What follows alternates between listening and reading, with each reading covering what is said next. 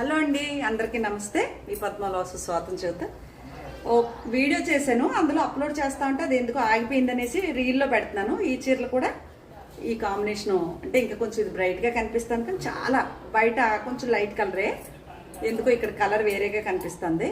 ఇది ఒక చీర క్రాస్ డిజైన్ లెహరియా జార్జెట్. ఒక చీర వచ్చేసి 3100 అండి చీర ఇది.